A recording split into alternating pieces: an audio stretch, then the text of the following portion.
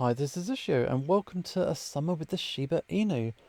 We are going to meet a Labrador. We're a bit suspicious of her intentions. We don't know whether to trust her or not. But yeah, we've had a nap, and we're going to go and meet her.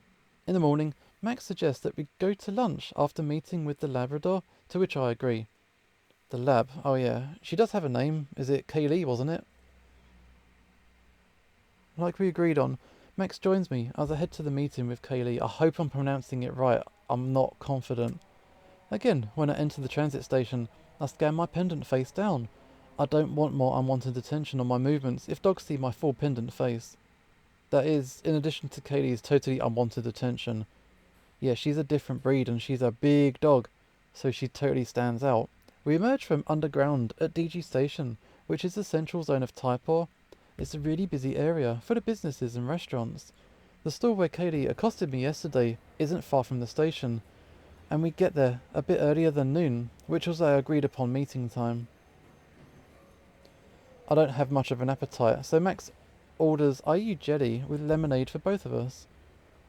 There she is. Shortly after, Kaylee strolls down the lane. It's immediately noticeable. Such a large dog living on this island where nothing was made to the scale of her size. I fight the urge to chuckle at the thought. I conveniently forget that the same could be said about me in Canine. Those stairs were always hell to climb, not to mention that I could never reach anything on shelves in stores. She spots and joins me at the table, the same time that Max gets back. Hi, hi, hi. Who dis? This is Max. He's my friend, and he's helping me out. Oh, you must be the accomplice that was there during the phone call yesterday. Max gives her a distrustful look and grunts in response. Kaylee doesn't appear offended. Last night I said that I have information. Well, for full disclosure, it's not completely true. What? I'm on alert, as the first thought that crosses my mind is that this is a trap. What she said on the phone was believable enough that I wanted to give her the benefit of the doubt. But could she have just played me again? I mean, I said I had a lead, but it really is just that, a lead. I can't make more sense out of it, but I think that you could, maybe. Okay, what a prankster, this Labrador. I tried to calm down, but something still doesn't seem right about the whole situation. There's nothing glaringly wrong, but maybe it's my ancestral instinct speaking. Logically speaking, hearing Kaylee out is the best option I have right now. Okay, so this isn't a waste of time after all, right? Please, Sid, you couldn't be slightly less rude?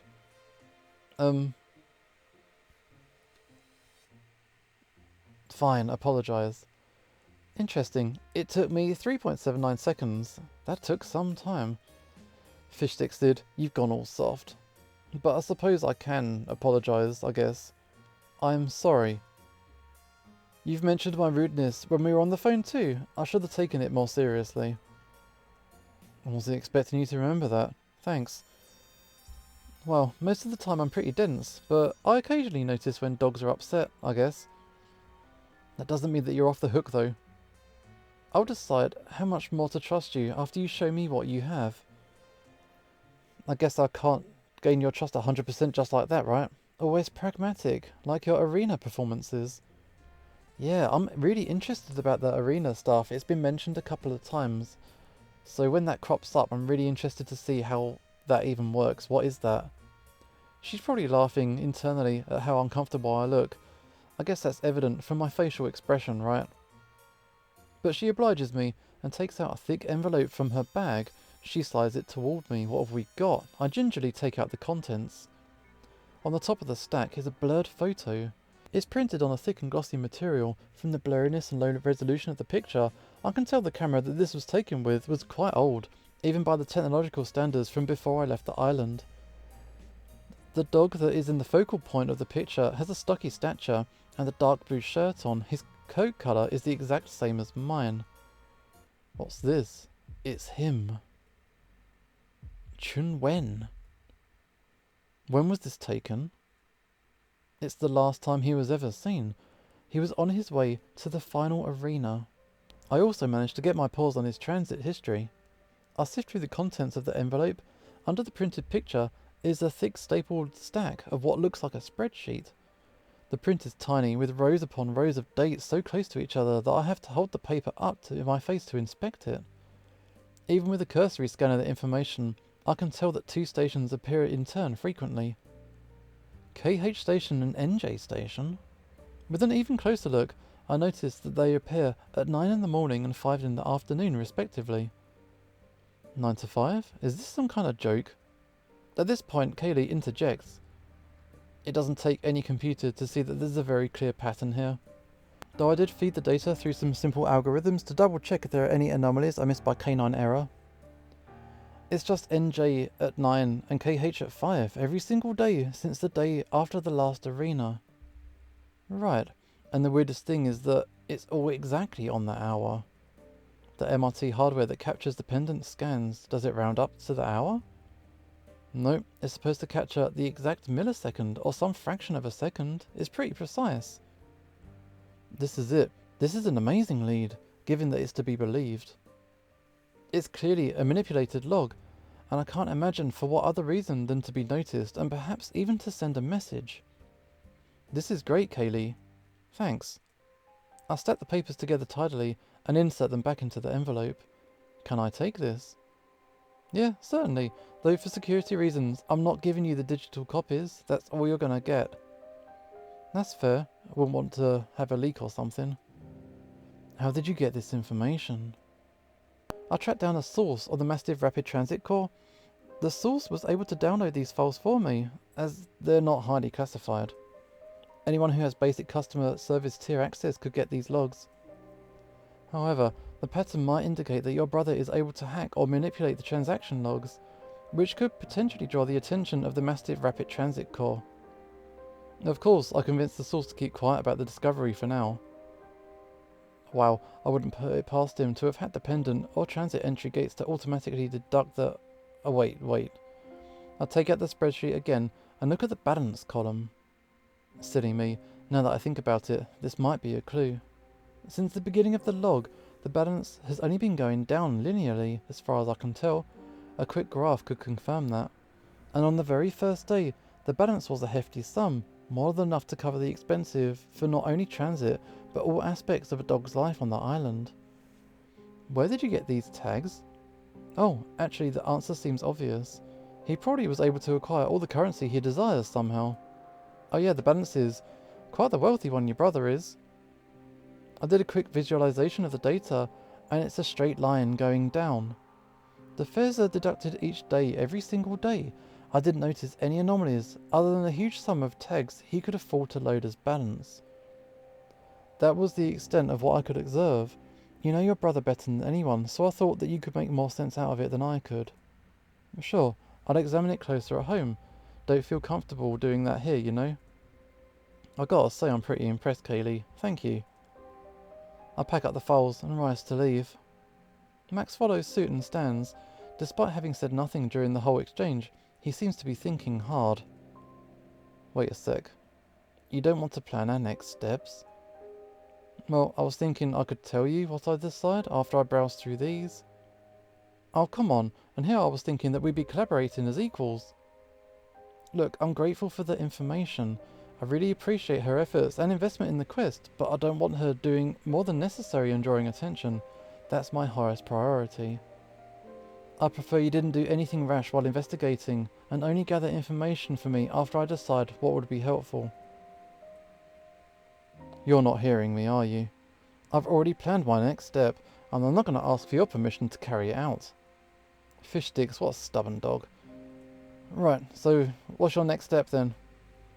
I was thinking I could try to acquire security footage from the 2 stations at 9 and 5. Don't you think that would be valuable? I guess I can hear her out a bit more.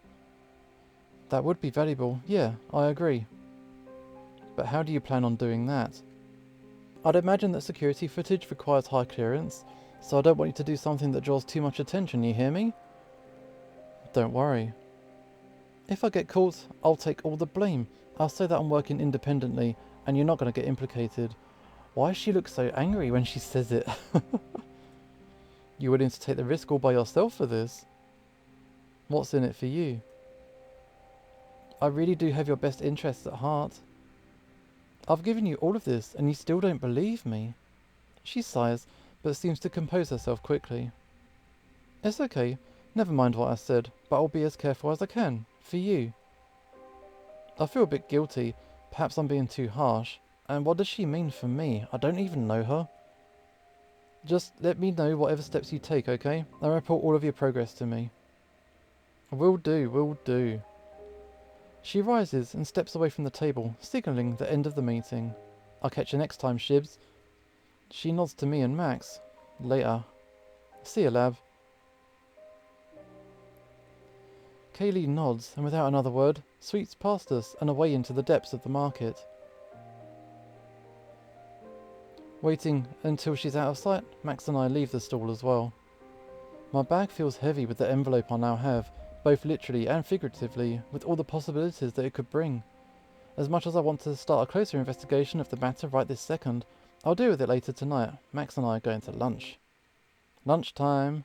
Present day. Okay, so that was all a flashback before.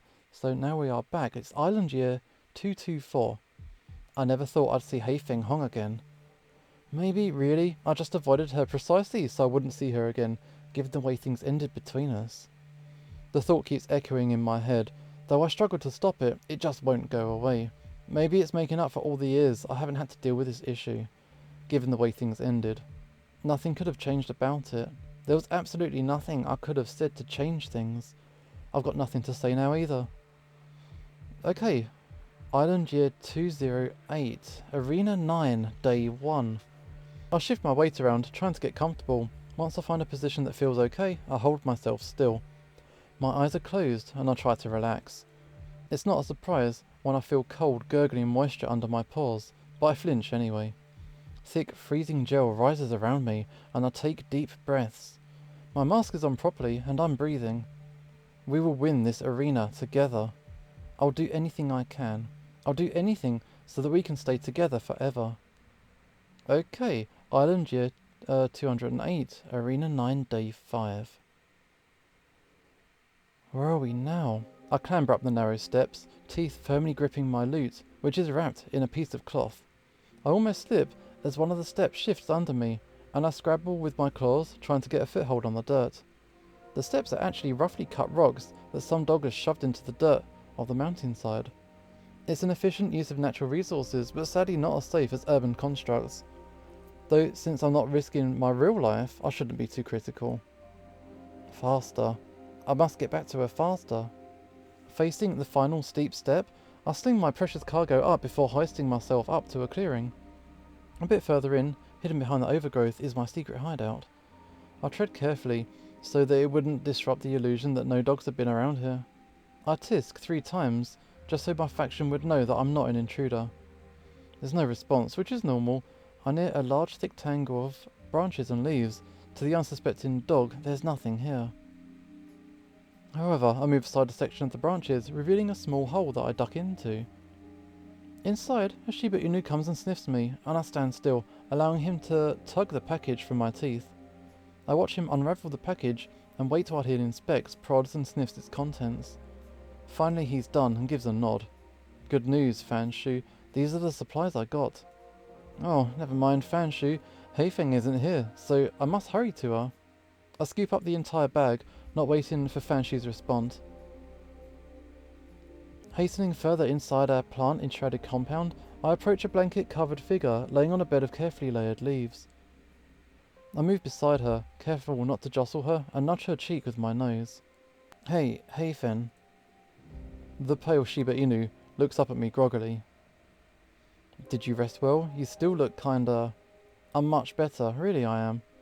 But I'm glad you got back safe. I'll show her the supplies, one of them a bottle of wound-treating solution. Here, show me your paw. It's much better now, like I said. She pulls her paw out from under the blanket and shows it to me.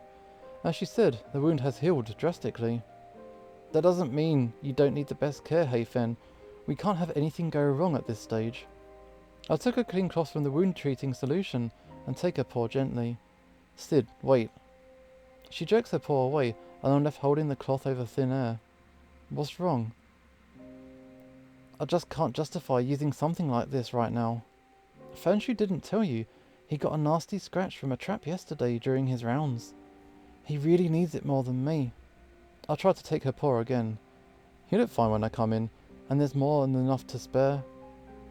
No, I don't want it. I stare at her in stunned silence, her shout ringing in my ears. Finally, I gather myself and stand up. Okay, I'll go help Fanshu with his injury. But, can we talk after I'm back? Suit yourself? I march off, my shoulders stiff, to stop myself from shaking.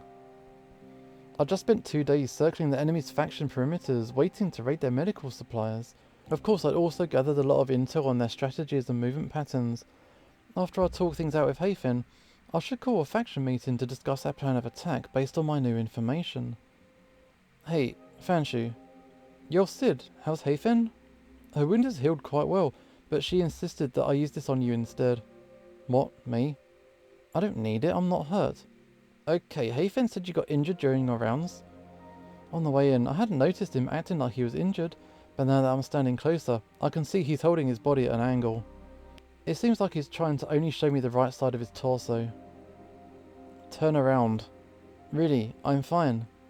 I smirk and dash around him, pulling back his shirt. As Hafen had said, I could see a long gash on the side of his body. The shirt was slightly bloody as well on that side, an easy giveaway, which explains why he was angling it away from me. It's just good practice to not let weaknesses be easily accessed by another dog, even if we are teammates. I hadn't thought Fanshu to be particularly smart or tactical. Maybe it was just his instinct. Okay, come on now. I don't want this solution drying out and going to waste. I'm fine. I'm only doing this since Hafen said so.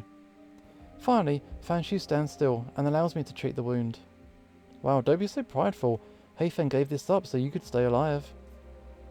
I was gonna stay alive anyway. He mumbled before trailing off. At least, that's what I think I heard. Wow, I would be so sure if I were you. Well, I'm not gonna say that out loud, of course. On top of not seeming too bright, I've always considered Fanshu to be disposable when we joined this faction. He surprised me by being one of the last of us remaining. So this must be like the arena? Is it like a battle simulator or something? Endure and survive. But once we get rid of the last rival faction, he's going down. That is, if he isn't eliminated during the fight anyway. He was a pawn from the start. I never told Hafen those plans directly, but I thought she would have guessed. And she's going to know how I intend to get rid of Fanshu after we have our talk. Some time later. Wow, this whole thing seems pretty ruthless. In the end, I didn't have the chance to tell Hafen of my plan. I asked her if she'd like to join me on my patrol so we could talk things over in private away from Fanshu. Well, Hafen's wound was mostly healed, as she had shown me. She said she didn't feel well enough to be walking outside, which is fair. I still can't believe she didn't thank me after all the days I spent getting the medical supplies for her. I get it, she wants all of us to survive. I know she wasn't happy with my decision to leave our base for so long on her account. It was a risky move. What if I had gotten caught? It was a selfish thing of me. No, stop it, Sid. You did the right thing to work toward your goal. No, it's for the promise between Hafen and me. We promised we both progress to the higher arena brackets, so we can stay together. I climbed down a muddy slope, gripping a thick bramble to steady myself. It's the last leg of my patrol. I'll head back soon. Some time later. Okay, going back. Scrutinising the forest and foot of the hill like I do on any other patrol round, I spot some movement from the corner of my eye. What is this? I quickly flatten myself, trying to get closer to the sound while finding some taller plants for better cover. Thanks to being on higher ground, I now have a good vantage point. Who is this? 3 Shiba Inu are making their way up the hill that I climbed earlier in the day. They approach the exact same stone steps that led toward my faction's base. Oh no, that's not good if Hafen doesn't even feel well enough to walk. I eye the intruders from my hiding spot until they are blocked out by some trees. I then emerge, keeping my distance so they don't detect me while frantically trying to keep them in sight. Those 3 are all they have remaining, and since I eliminated one when I raided their camp. Is it Gennai, Jipei, and Moachi? Gennai is the strongest of the bunch. She's really fast, and earlier in the arena I saw that she packs a mean bite. I wouldn't wish that upon any dog. Jipei is more like me, Less brawn and more wit. I recall seeing him planning a lot while I was near the camp. Also, I heard he plotted the siege on one of the large factions, which eliminated most of them. Moachi, he's sort of a mystery. He seems pretty quiet and does what he's told. He's probably the disposable fanshu of the team. And come to think of it, he looks quite like AU, but without that red tint in his fur. For some reason, I feel that if it weren't for the circumstances, I'd like to know him better before having to eliminate him. See if he's really just a meek follower or a schemer like me. But that's impossible now. I'm going to take him down, along with Gennai and Jipei. I'll wait for the group to get further away before I tail them once more. They've really forced my paw. Maybe I should have called a meeting with Heifen and Fanshu before going on patrol, but I hadn't noticed any signs that the enemy team were planning a move. What did I miss? I watched them so carefully. No time to think about it now. I need to make sure that Heifen's safe. I press downhill toward our base, as the other faction is almost there. They wouldn't know exactly where it is, right? Only the approximate location, right? Right? My heart sinks as they prod around the entrance, quickly finding the hollow covered by undergrowth.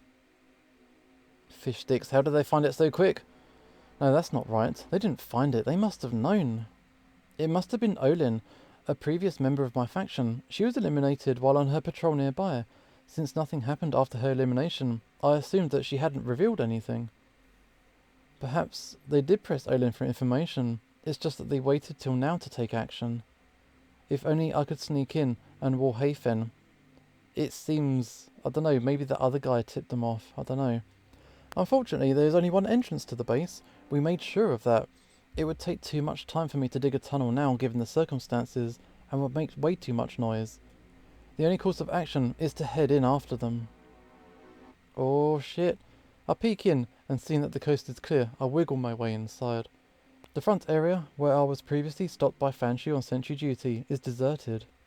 There's a muffled talking sound coming from where Heifen was resting.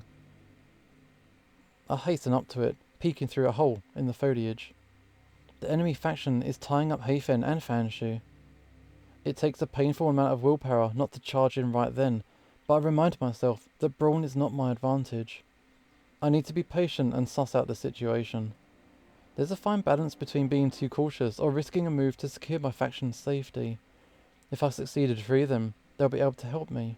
But if I fail, I'll be failing my promise to Heifen. It's strange that my faction was caught so quickly and easily, given I entered my base only shortly after them. The stupid Fanshu, what was he doing? As the sentry, did he even put up resistance? Suddenly, one of the enemy faction barks out loud. Sid, you're there, aren't you? Oh fuck. Oh, you're busted. I would have just turned tail and left, if not for Heifen being tied up. Come on now. If you don't show yourself in 5 seconds, I'm going to eliminate your whole team. I have them here, as you can clearly see. I grudgingly reveal myself. It's a bad spot. The second I do, Gennai advances toward me, pushing the tied up Heifeng and Fanshu. The other enemies, Jipei and Moacha, follow suit, approaching me. Let them go. I surrender. You can eliminate me. That's not how it works, Sid. Gennai sneers. I've heard a lot about how you make this kind of bluff and somehow end up eliminating a bunch of dogs. You're going to walk in front here and make no sudden movements. I tried to glance at Heifen without being too obvious. She didn't seem worse for wear, thank goodness. It is a bad choice I'm making, but I sit down in the middle of the cave, a little distance away from Gennai, and offer my front paws. Tie me up and let the others go. Once they're safe, eliminate you as you want. My hope is that they rally and come save me, which is a riskier plan than what I usually tolerate. I prefer to be in control and not leave outcomes variable to other dogs' actions. However, at this stage, I trust Heifen to get us out of here. Even though we had a bit of a rough spot, this seems to be the only strategy that doesn't completely suck. Gennai interrupts my scheming. That would be a really good deal, had your faction not already offered it. What are you talking about? Your life for theirs. That's what they agreed to. What? You've been sold out? No way, you're bluffing. No way, you think we just walked up here without that deal being secured? Heifeng, Fangshu, they both agreed to it before we came. Wow, betrayed. Yeah, they went behind your back, dude, if that's what you're having difficulty grasping. No, it's not true. We need to negotiate. Let me and Heifeng go. He's telling the truth. Fanshu? I knew it. I knew you were planning to off me at some point. What you just said only confirms it. I was planning on coming back for you too. Yeah, totally. Everything is unravelling. What do I do? I turn tail and dash toward the entrance. We are gone. Run. Even if they make the deal, gotta catch me first, suckers.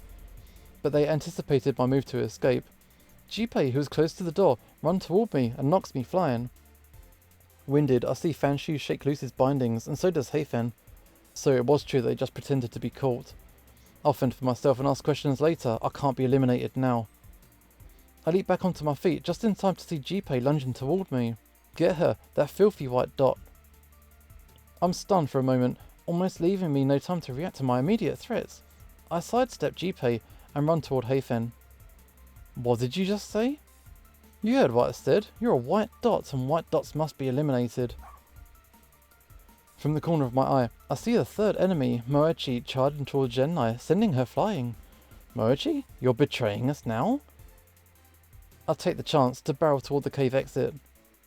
However, Jipe guards the exit and menacingly advances on me. Genai bounds up to Moechi, swiping at him. That dog Moechi, he created a diversion for me. I owe him one big time. I'll ally with him, should the chance arise. I feint a swipe at Jipe. Cautiously, he dodges. Now's my chance. Go! I dash out into the clearing and race downhill, my claws tearing into the stone steps. Now in the forest, I glance back and see all of them fast on my tail. It's Fanshu that gets me, biting hard on my tail and throwing me onto the ground. I should have gotten rid of him earlier. You were disillusioned all along. It's Heifen and me that will proceed to the next arena together. You... A snarl escapes me, and I take a huge swipe at him. It rips through his eye, and I'm able to pin him down. It would be so easy to eliminate him by crushing his pendant at that moment, but rage seems to be speaking, taking over my mind. Against all judgment, I swipe again on his fallen form. Crimson splatters all over me. Whatever, it's all simulated reality anyway. I've got no time left to spare, and leave him there, continuing my frantic escape outside and down the hill. Oh wow, things have gotten really intense, and it looks like we're in some kind of VR survival game. That seems to be what the arena stuff is. We're in the thick of the action, and I'm sorry to break it off here, but this is what we're going to do. This is Usho signing off, and hopefully I'll see you next time.